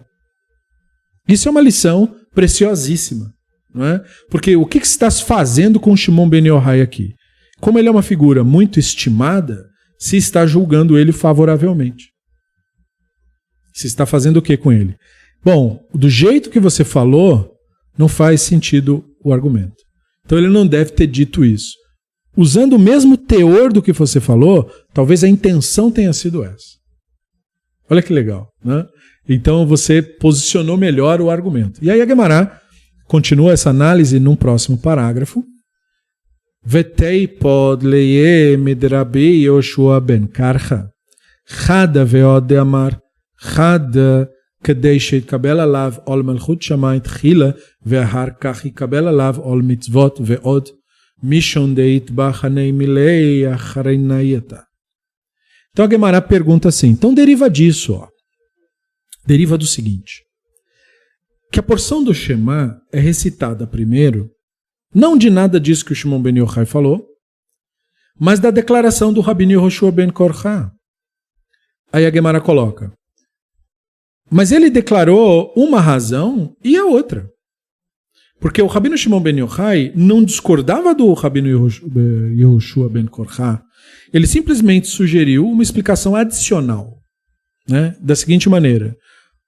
Uma razão da porção do Shema ser recitada primeiro é que você, nesse exercício, se conscientize de que você aceita o Malchut Shamayim, né, o conceito do divino ser um fator imperativo no mundo. O reino celestial tem essa ideia, né? O divino é um fator imperativo na realidade, um dos motivos do divino ser chamado Elohim, forças, porque quer dizer também juízes, autoridades, aquilo que se impõe. Né? Então, por isso a linguagem antiga, reino, é uma linguagem que não deve ser confundida com um elogio ao sistema de governo chamado reinado, que é uma confusão. Né? As pessoas têm uma admiração estranha por déspotas, por figuras autoritárias, por caras que se colocam como senhores da verdade numa determinada área, né? Que dá uma grande carteirada, diz que é o grande fulano de tal. E as pessoas têm um certo fetiche, uma atração inconsciente com pessoas que se coloquem sem nenhum embasamento, só contando uma história mesmo, se coloquem num grau muito superior. E elas acabam caindo nesse tipo de ideia por imaginarem o divino, como falamos antes, como um déspota, né? Como um imperador. E são confundidas a esse tipo de erro por anos de doutrinação associados a interpretações literalistas da antiga linguagem da Bíblia hebraica, dentre elas a linguagem do papel ou da presença do divino no mundo como um reino. Né? Então, o divino é retratado como se fosse rei num reino. E isso era, no mundo antigo, na verdade, uma tentativa de dissociar os israelitas pobres e ignorantes, a imensa maioria, que acaba sendo até hoje também, né? Dissociar deles a ideia que eles atribuíam desses valores de quem é que manda, quem é a autoridade, eles faziam isso para Baal, para Ashtaroth, para El, para outras divindades ali do panteão cananeu. Então, por isso, o divino acaba recebendo a alcunha de Melech Malchei Melachim, né? O rei dos reis, Adonai Adonim, o senhor dos senhores, para querer, digamos assim, reformular toda a doutrinação que era sofrida pelas pessoas por aderirem às crenças místicas. Era todo um processo de reeducação que levou séculos para chegar em algum tipo de resultado. E chegou, né, porque tirou de boa parte da população as ideias das antigas divindades, que ficou resquícios só na linguística, como vimos no recente estudo da nossa Paraxá, mas que é muito difícil de você tirar de dentro da pessoa essa visão. Então a linguagem do reino, como o mundo continuou a ser organizado por figuras autoritárias durante muitos séculos, né, muito tempo inclusive depois do período dos rabinos e tudo isso e tudo mais, essa linguagem continuou vigente durante muito tempo. Porque se imaginou que como que é estabelecido um determinado governo? Bom, um maluco aí monta um exército, mata todo mundo que está em volta, e se impõe, e força as pessoas, né? Como é que foi? Por que imposto chama imposto? Porque não é voluntário, né? Porque o rei impõe a você que a terra que pertence a você, o seu trabalho, e como falamos antes da escravidão, né? É dele, na verdade. E como ele decidiu isso? Porque ele quis. E a igreja, né, que era a força dominante, favorece ele, e diz sim, o Deus diz que ele reina por direito divino. Eles inventaram isso. Tiraram isso, não é, das partes obscuras de si mesmos. Isso é uma invenção completa, né, usando falsamente textos dos nossos livros. E aí o que acaba acontecendo? A população cresce em meio a uma ideia de que governo é reino. E aí, se governo é reino, então tem um reino celestial. Só que o problema é que a humanidade evolui, se percebe que reinos são instituições autoritárias, que hoje no mundo são presentes em países civilizados só de maneira simbólica e sem nenhum efeito prático, e em países retrógrados, como os países árabes, né, que ainda têm seus príncipes e seus reis, são sistemas extremamente autoritários, onde o 0,0001% explora 99% de todo mundo que vive lá. E é assim que a banda toca, essa é a realidade que a pessoa vive. Inclusive a pessoa é privada de mais informações sobre o mundo, até para ela não sofrer, né? Porque quanto menos você sabe, menos você sofre. Por isso a Coreia do Norte existe até hoje, porque a população de lá vive isolada, não sabe como é o mundo. Quando descobre, enlouquece, né? De ver que o mundo é bem diferente do que o psicopata lá faz com que ele seja forçado a viver, né? E isso acontece com raros indivíduos, né? Sortudos, que vivem esse tipo de sistema autoritário inaceitável. Então o reino não é mais o modelo de um governo ideal. E se um reino não é um governo ideal, por que atribuímos isso ao divino? Né? Por que o divino não é um sistema democrático? Que este sim é um governo muito mais ético, né? Pelo menos em comparação com o reinado, né? Em vez de deixar o poder concentrado na mão de um psicopata, pelo menos tem mais gente para decidir, discordar e brigar, né, sobre o que vai acontecer com a população. Né? Se bem que a nossa democracia não é democracia nenhuma, o nosso sistema de governo, na verdade, é plutocracia, né, o governo dos ricos. No nosso país é assim, mas nós mentimos que é democracia, o governo do povo. Não tem povo nenhum na história. Mas olha que legal, né? Se o governo ideal é o do povo, esse é o justo e o correto, então por que dizer que o governo do divino é um reino? Entendeu? Então é claro que isso não remete à ideia do rei por direito divino e todo o papo furado da Igreja Católica para tocar fogo em pessoas e manipular e roubar os recursos. Que é o que todo rei sempre fez. Né? Nenhum rei beneficiou população nenhuma. Eles foram apenas psicopatas que se matavam entre si e metiam as pessoas em suas guerras pessoais. Toda a história dos reinos europeus é só isso. É gente egocêntrica que colocava gente inocente para morrer por eles, à força. Então é claro que isso não pode ser ipsis literis associado ao divino. Mas nós temos a linguagem que veio daquele mundo lá, onde não havia outra realidade a não ser aquela. Agora que nós estamos num outro patamar de entendimento, o que nós fazemos com isso? Nós reduzimos isso, como o Rambam nos ensina, extraindo disso seus elementos não aplicáveis. Assim como nós fazemos com o antropomorfismo, né? A Bíblia hebraica tem uma porção de expressões, palavras e ideias que não devem ser aplicadas literalmente ao divino, né? Nós sabemos disso, nós racionalistas, não os mistificadores, fanáticos, nada disso, mas nós sabemos disso. Então o que nós fazemos? Nós expurgamos os termos e conceitos do seu antropomorfismo e do seu antropopatismo. E aí nós conseguimos então acessar a sabedoria para a qual aquilo aponta. De uma forma similar, se você extrair do conceito de reinado a psicopatia que isso defende, a sociopatia, o culto de personalidade, a idolatria, que está envolvido também nisso. Enfim, tudo o que há de negativo, o que resta? Resta pouca coisa, mas resta algo. Resta uma ideia, né, de que um reino é uma imposição. E esta ideia não é necessariamente negativa, porque ela é associada à própria alcunha que nós damos ao divino, como falei antes. Nós damos ao divino a alcunha de forças, juízes, poderes. Porque nós percebemos o mundo por meio de um fato, de que o mundo se impõe a nós. O mundo não pergunta para nós o que nós queremos, o que nós achamos, do que nós gostamos. O mundo, ele simplesmente é perante nós. E nós temos que lidar com isso. Tomar decisões a partir disso. E mais importante, aceitar isso. Então, aceitar o reino celestial numa perspectiva racional é admitir que você deve mesmo aceitar a realidade que você está como ela é, antes de qualquer coisa. Você pode mudá-la, você pode querer melhorá-la, você pode querer o que você quiser, mas antes você tem que ter uma atitude de aceitação perante os fatos.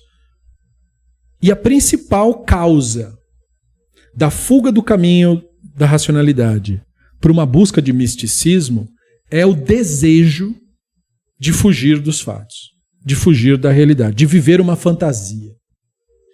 E, portanto, aceitar o jugo do reino dos céus para nós é admitir todos os dias, e daí o chamar todos os dias, portanto, aceitação todos os dias, de que a realidade que nós estamos inseridos, ela é como é. Eu tenho que trabalhar a partir disso. Eu não posso ter uma atitude de negação perante os fatos. Porque negar os fatos é negar o divino. É negar o reino dos céus. É negar a realidade tal qual estabelecida perante cada um de nós. Não é rotulá-la, nem de boa e nem de má, mas observá-la como ela é. E se tiver algo que me incomode, posso fazer alguma coisa para mudar? Tem duas opções. Se eu posso, vou lá e mudo. Se eu não posso, aceito como é. Se é uma coisa que me ameaça, só tem duas opções. Ou eu fico e luto com isso, ou eu fujo. Reclamar sobre isso não adianta nada. Resistir a isso não adianta nada. Não querer que não tenha sido isso também não adianta nada. Então a atitude para com a realidade é o que é refletido no conceito de reino celestial quando você expurga isso, seus conceitos inadequados. É o que resta. É a aceitação do Elohim. Portanto, é sinônimo. Aceitar o reino celeste, aceitar a presença e a realidade do divino, é sinônimo de aceitar o Elohim, de aceitar a realidade como ela é, como uma atitude da sua vida. Antes de aceitar os mandamentos. Antes de aceitar esses ritos e esses estudos e os pequenos rituais que somos convidados a praticar, não, antes disso você tem que saber lidar com as coisas como elas são. E aí sim, se você enxergar a realidade como ela é, aí você verá o sentido dos ritos. Porque grande parte da não compreensão dos ritos é o fato de que a pessoa não olha para si mesma. Ela só olha para os outros e para fora. Por isso que ela acha que o mandamento é algum tipo de rito mágico para resolver algum problema fora. E não. Todo preceito tem que ver comigo, por dentro. Não tem que ver com nada fora. Só tem que ver com dentro. Então, primeiro, o reino dos céus tem que ser admitido, para depois o jugo dos mandamentos, ou a responsabilidade dos mandamentos, né? Então, daí a ideia ter sido essa, e esta ideia não seria, portanto, antagônica à visão do Rabino Shimon ben Yochai. Ele não estaria dando um ensino como que a contradizer essa ideia. Ele só estaria, na verdade, fazendo uma associação diferente. E nesses pequenos diálogos que nós fizemos, nós falamos de algumas pessoas que nós não havíamos falado antes. Nós falamos do Ria Barav, né? Nós falamos agora há pouco dele, só para constar, porque precisa saber quem são as pessoas, né? O Ria Barav, ele foi um Amorá, né? Ou seja, nós temos as gerações rabínicas que começam lá no Zugot, 200 antes da Era Comum até mais ou menos 200 da Era Comum. Aí, depois dessa geração, vem a geração dos Tanaim, e depois dos Tanaim vem os Amoraim, que são aqueles que repetiam os ensinamentos dos Tanaim. Então, esse rabino é dessa terceira geração dos rabinos, Amoraim. Portanto, ele é de 300 e pouco para frente. Ele era da Babilônia, né, que é o atual Iraque, e ele era filho do rabino que a gente chama de Rav, né? E apesar do Rav ter tido outros filhos, se sabe que apenas o Ria seguiu os passos dele e se tornou um sábio. Isso é uma grande e importante lição para nós. E principalmente deveria ser aprendida no atual Israel, cujos fanáticos não dão liberdade nem para os outros, né, para viverem suas próprias vidas, e muito mais além para a própria família. E o Ria Barava dava. Né? Teve rabinos, teve filhos que não, eu não quero ficar nessa de, não quero virar rabino, eu não gosto disso daí muito assim, igual você gosta. E tudo bem para ele. Né? Então, eles ficaram de fora disso. E tudo bem. Foi a escolha que eles fizeram. Né? E se sabe da vida do Rav, né? E também depois do falecimento, que os discípulos do Rav foram as pessoas que cuidavam do Ria. Por quê? Porque ele não era uma pessoa abastada. Não tinha essa coisa de, tá com o Deus, então o dinheiro vem. Não tinha nada disso aí. Como eu já falei em outras oportunidades, né? Essa teologia de prosperidade, todo esse papo furado de extorsão do outro para enriquecimento próprio com a fé alheia, isso não é tradicionalmente judaico. Judeus fazem isso, mas é imitando colegas que já têm mais tradição com isso de outras religiões. Vocês sabem muito bem de que eu estou falando. Isso não é uma tradição judaica. Né? Então os rabinos, a maioria deles eram pessoas muito simples. Extremamente simples, como eu e você, gente que morava simples, que não tinha posses e que não acumulou riqueza, que não extorquia ninguém, que não fazia nada disso. Era estudo e desenvolvimento da intelectualidade só.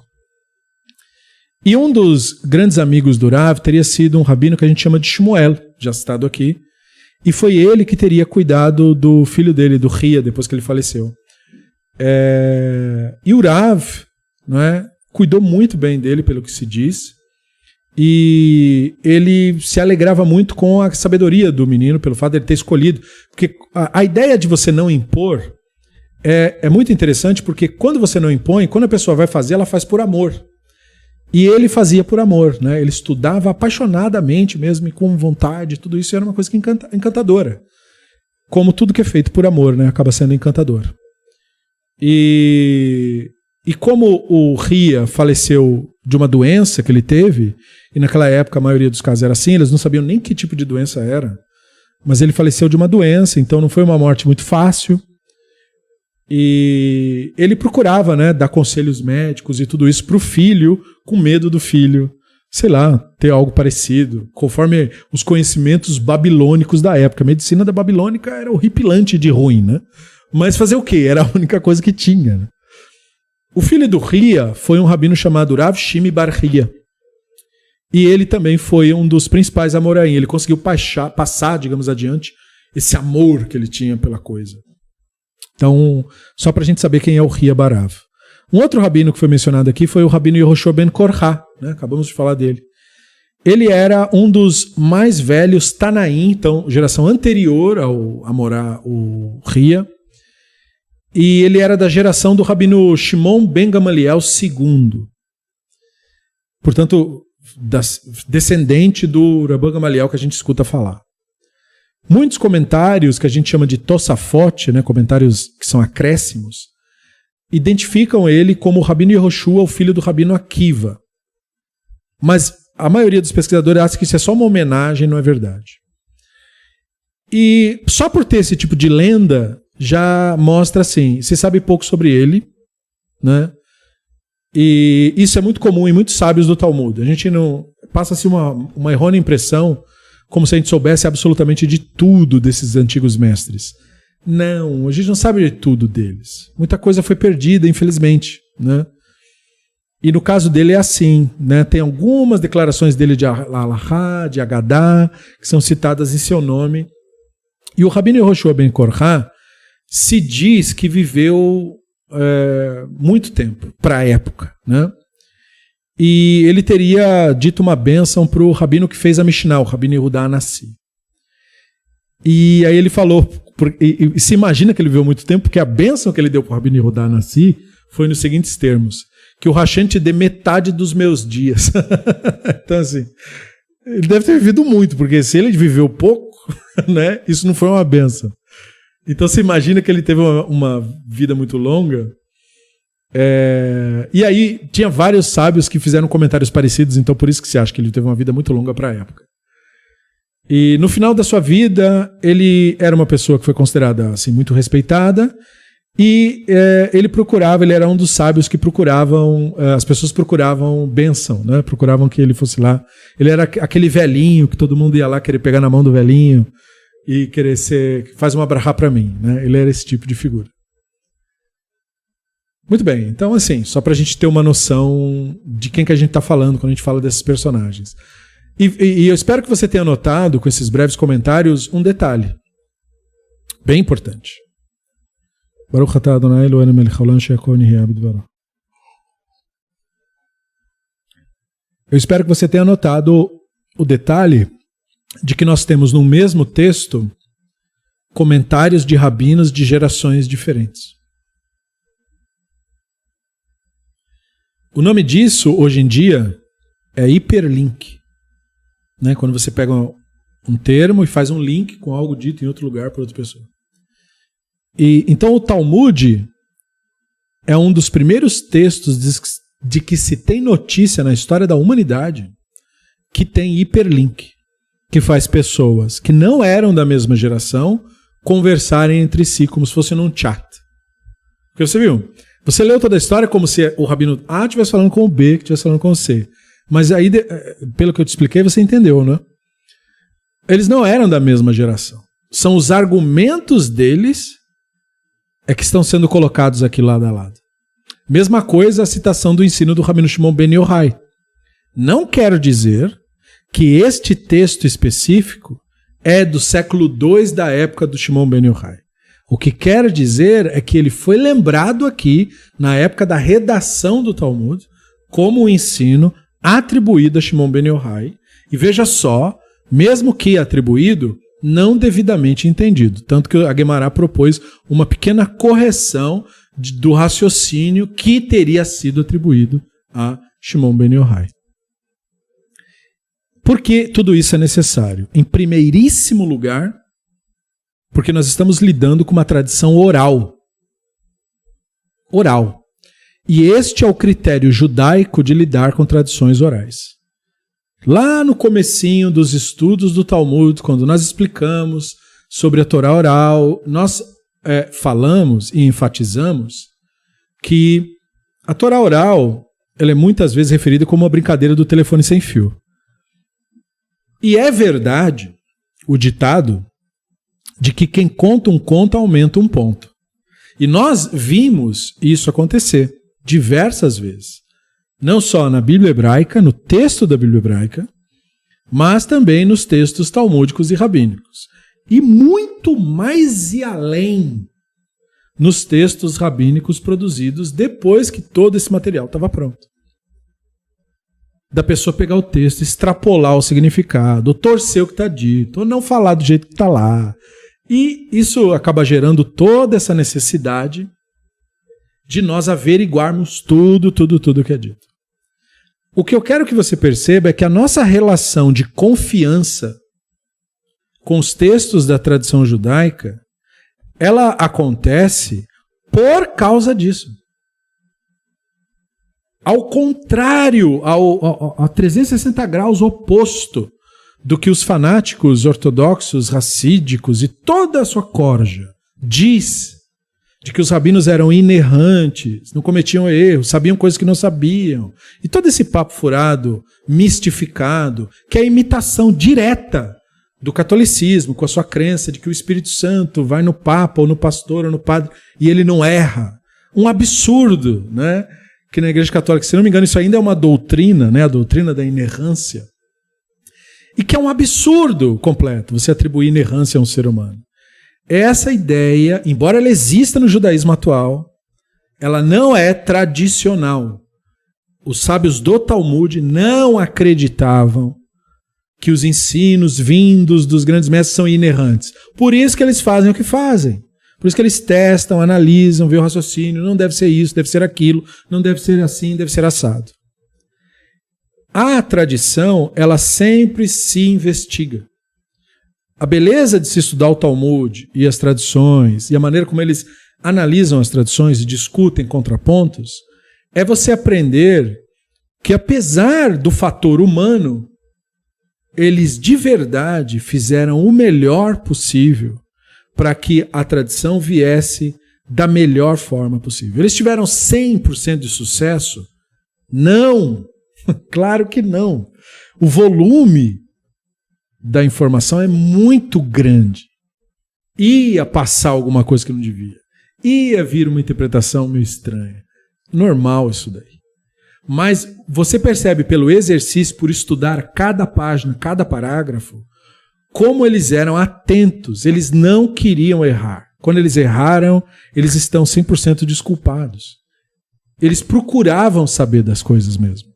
É que não tinha mais informação, não tinha. Mas que eles foram buscar, eles foram. E este é o exemplo que ele nos deixa.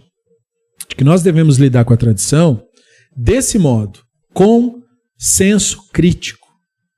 Nós temos mais ferramentas intelectuais do que eles. Porque da época deles para cá, muito mais ferramentas foram desenvolvidas. Ferramentas que não existiam na época deles. Mas olha o exemplo que ele nos deixa.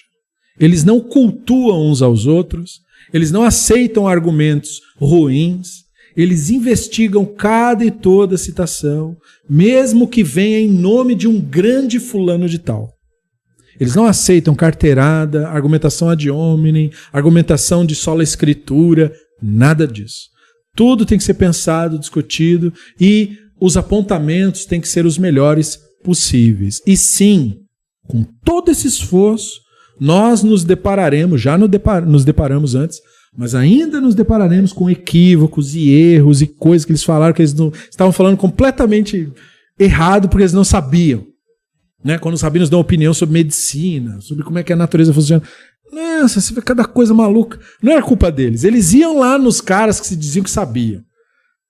E aí os caras falavam para ele as coisas mais absurdas, né? Os caras em astronomia, ou os astrólogos babilônicos, iam falar, eles não sabiam, então eles tinham que ir em quem dizia que era médico, em quem dizia que era...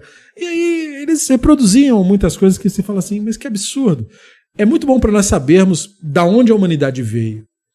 Mas é importante também entender que os rabinos eram abertos ao saber, a todo o saber. Eles iam buscar conhecimento na Grécia, eles iam buscar conhecimento na Babilônia, eles iam buscar conhecimento na Síria, eles iam buscar conhecimento em Israel, eles iam buscar conhecimento onde fosse possível achar.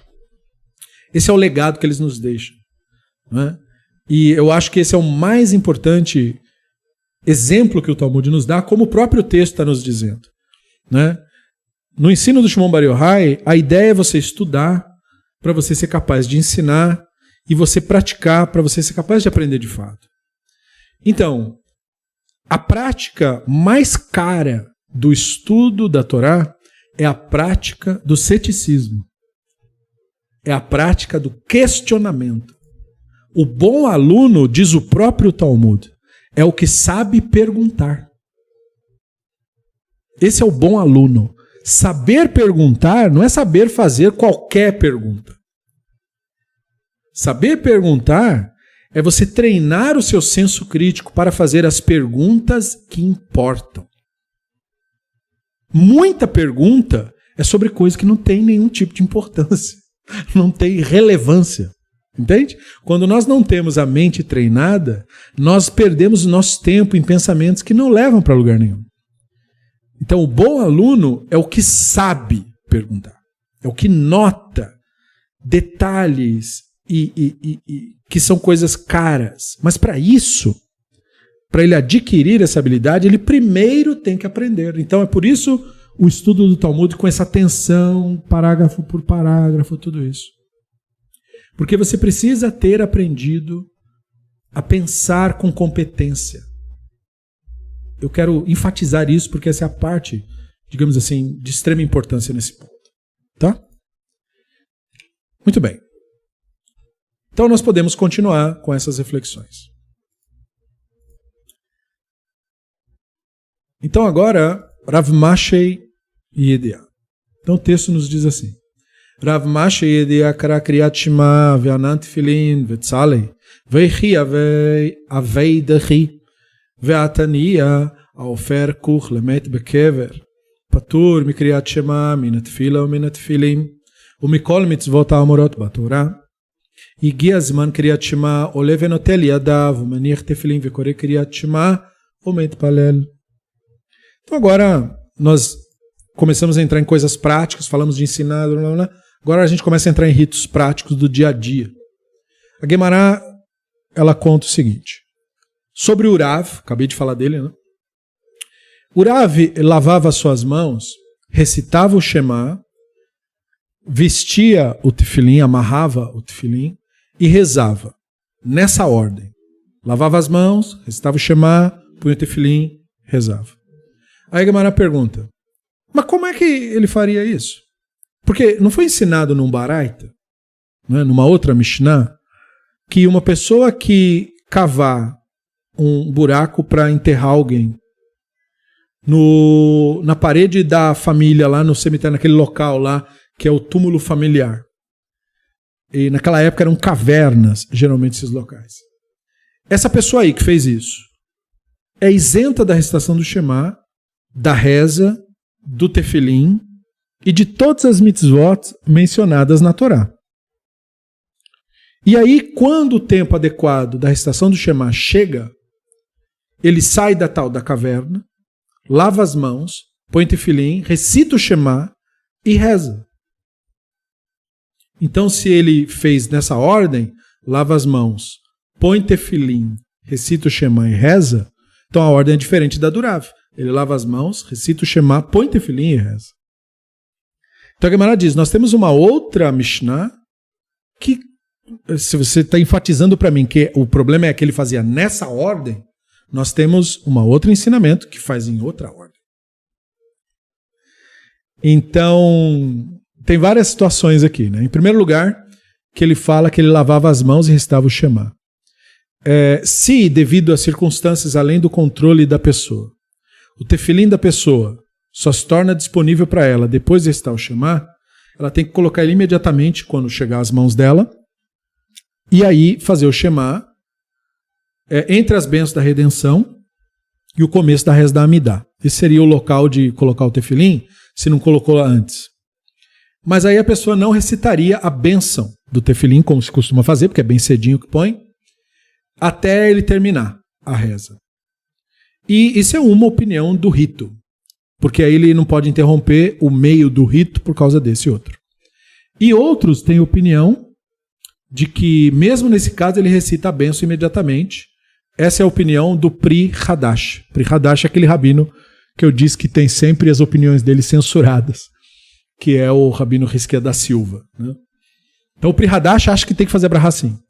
E o Shulchan Aruch acha que não. E como o Shulchan Aruch é um livro de inspiração mística, né, geralmente o Pri Hadash discordava. Então olha só, né, nós estamos falando de práticas rituais aqui, mas só para você entender como que o Talmud questiona tudo. Né? Aí nós temos uma outra próxima cláusula que vai dizer V'chagufa kashia reishamar patur v'seifa chayav. Então, antes mesmo de esclarecer qual que é o problema, afinal, a Gemara comenta, esse Baraita é difícil, não o ensino do Rav. Porque esse Baraita aí parece que é uma contradição. A primeira cláusula do Baraita falou que o cara estava cavando um túmulo numa caverna. Aí falou que ele é isento do Shema. Então por que a cláusula final diz que ele parou de cavar para poder fazer o Shema se ele era isento do Shema? Então, de novo, olha como que o Talmud faz, né? É um Baraita, é uma Mishnah. Mesmo assim, ela tem que ser questionada. Né? Então, assim, tem uma contradição aí nesse texto. Né? Antes de você querer questionar o Rav, dizendo que tem um Baraita que diz para fazer diferente, esse Baraita aí tem que ser explicado. Então, aí a Gemara traz a explicação, dizendo assim, Halok Shia, Seifa Bretei, Vereisha, Bchad. Não é difícil entender. Não é uma dificuldade. É o seguinte, é que a cláusula final do Baraita está falando de uma outra situação e foi posto junto no texto. Está falando de uma situação de dois indivíduos que estão cavando junto lá. Ele não está cavando sozinho, ele está cavando com alguém. Aí um pausa para recitar o Shema enquanto o outro continua cavando. A primeira cláusula estaria falando de uma outra situação aonde um indivíduo está cavando sozinho. Aí esse indivíduo que está cavando sozinho é que não para. E isso é uma lição assim, muito legal do Talmud como um todo. Né? Como é que é? Então o Talmud está dizendo que não é que o Baraita está se contradizendo, ele está falando de situações diferentes. O Talmud está dando uma grande lição aqui, isso se repete pelo Talmud inteiro, esse tipo de frase. Nós já falamos isso em outras oportunidades, mas é sempre bom lembrar, né? Halok Shia, é uma frase que se repete muito no Talmud. Isso não é difícil. Isso não é uma dificuldade. Geralmente essa cláusula vem para dizer o seguinte, quando nós procuramos resolver contradições, nós temos que considerar que talvez a contradição exista porque você está tentando colocar circunstâncias diferentes num mesmo patamar. Vê se não é isso, antes de dizer que é uma contradição. É isso que o Talmud está ensinando. Antes de você dizer, isso aqui contradiz aquilo lá, peraí, mas estamos na mesma situação? Falando exatamente da mesma coisa? Porque se estivermos, beleza, é uma contradição. Mas se não estivermos, não é uma contradição. Olha que legal, né? Então, a mesma coisa aqui. O Talmud diz, não é difícil o barato. É que a primeira cláusula está falando de uma situação. E a última cláusula de outra. Como você lê tudo junto, você fica com a impressão que é uma contradição. Mas não é uma contradição. São situações diferentes. Então veja, né? E aí, como que então a gente continua a análise? A análise continua assim. Mikol makom kashia le Rav. Rav Rabbi Yehoshua ben Karcha savir alei de amar ol malchut shamayim tchila ve'achar kach ol mitzvot. Aí a Gemara discorda dessa tentativa de resolução, que é clássica do Talmud. Fala assim, não, mas espera aí. Em qualquer caso, o Baraita está contradizendo o Rav. Nem adianta vir dizer que é situação diferente. Porque não é uma questão de ele... Tudo bem, a sua resposta falou que são situações diferentes. Aí não é a contradição por causa da situação. Mas ele está discordando da ordem no qual as mitzvot são feitas de qualquer maneira. Aí a Gemara responde, bom, mas o Rav mantém que de acordo com a opinião do Rabino Yehoshua ben Korha, falada antes, aquele que falou que tem que aceitar o jugo dos céus antes do jugo dos mandamentos, nos faz concluir que o Rava primeiro recita o Shema e então põe tefilim. Ou seja, jugo dos céus antes do mandamento.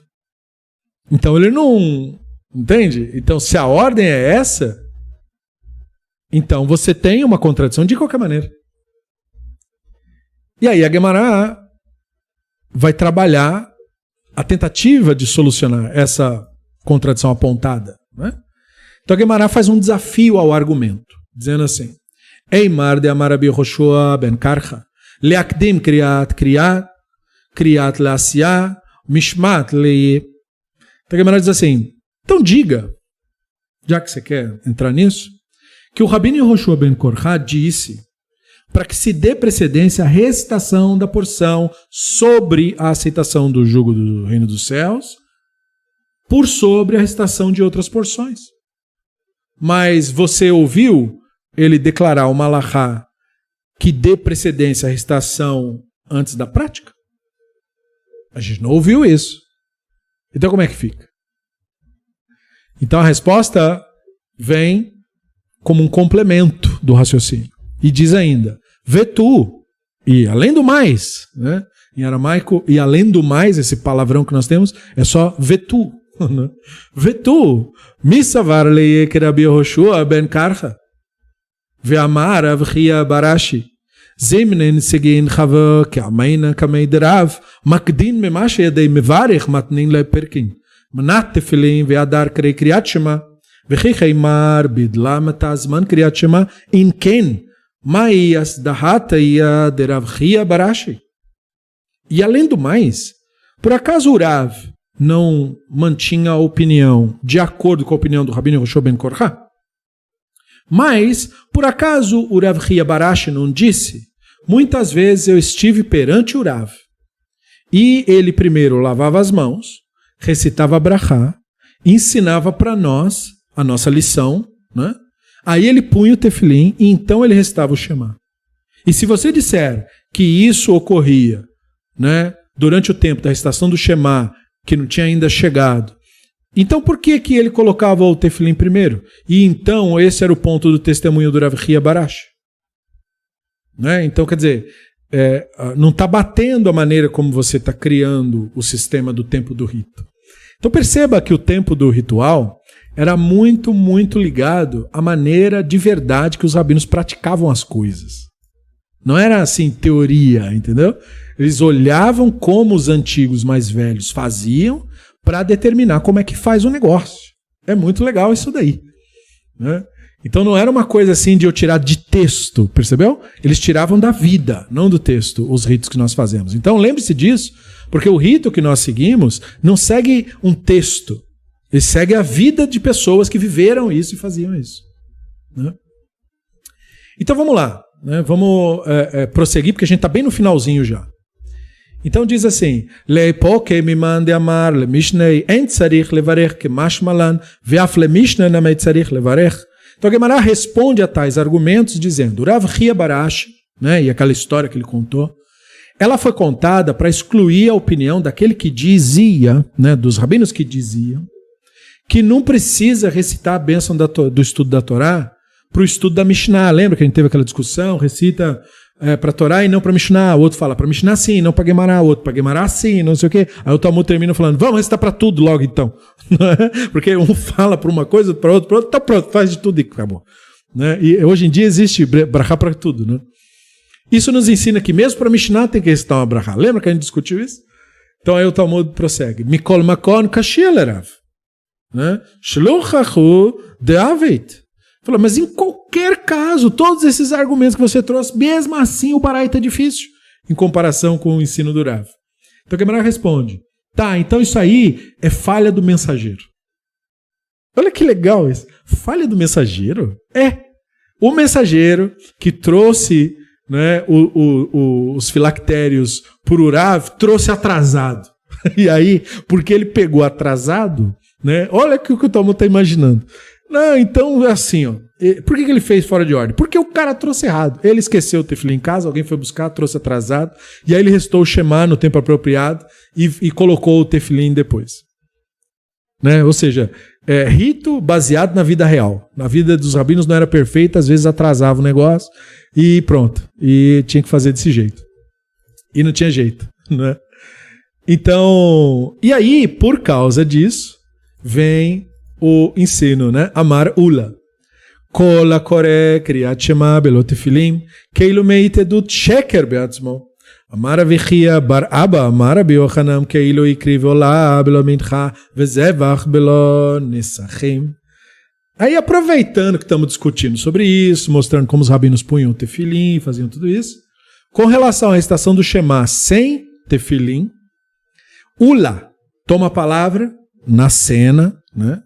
Lembrando, são rabinos de gerações diferentes, tudo isso. Ula disse, qualquer pessoa que recitar o Shema sem estar amarrado o tefilim, é como se ele estivesse prestando falso testemunho contra si mesmo. Porque o tefilim fala lá, né, no rito, né? Você amarrará sobre o teu braço, tal e tal. Você está amarrando alguma coisa no braço? Então, por que você está falando isso? E o Shema, né, fala disso. Então, por isso, ele concluiu tal coisa. Aí o Rabino Ria Baraba disse que o Rabino Yohanan disse: uma pessoa que está o Shema sem o tefilim é como se ele tivesse trazido uma oferta de olá sem a oferta de alimento que era obrigatório acompanhar. Ou trazer uma oferta de zvar sem a oferta de libação de vinho, que também era obrigatório. Em outras palavras, é incompleto, não vale. Então o Rabino Ria era mais sério ainda que o Ula. O Ula dizia que se você rezar o Shema sem tefilim, é só você tá falando uma coisa, mas não tá fazendo. Então é assim, é um falso testemunho contra você mesmo, né? Resolve isso daí. Agora, o outro Rav dizia que não. Se você fizer isso, é como trazer uma oferta incompleta. Só que a oferta incompleta é inválida. E os rabinos entendiam que as ofertas eram tipo símbolos, né, da reza propriamente dita. Então é uma coisa muito mais séria o que ele está falando, né? Então, a diferença entre a declaração do Ula e do Rabino Yohanan é que, de acordo com o Ula, aparentemente, tudo isso é discutível, recitar o Shema sem tefilim é uma falha, digamos, ideológica. Você está falando coisa que você não está fazendo. Tudo bem até aí, mas não afeta o rito, né? Você toca o barco. O Rabino Yohanan, a recitação é de fato defeituosa, como fazer um rito errado. Não se deve fazer de jeito nenhum isso. Então são duas maneiras de entender a coisa para mostrar como os rabinos levavam a sério esse negócio de rezar com o tefilim e tal. E esse é o final da página. Essa discussão continuará, mas não nessa página, né? Ela vai continuar na próxima página. E a próxima página, a primeira linha dela é com esse último verso aí. Ve'amar Rabbi Yohanan, arotzei sheikabel alav al malchut shamayim shleima. O Rabino Yohanan disse: aquele que busca aceitar o jugo dos céus de maneira completa. Nós vamos refletir sobre isso, só que nós vamos refletir na nossa próxima aula e não nessa. Nessa nós concluímos o DAF, né? Baruch Hashem, concluímos o DAF.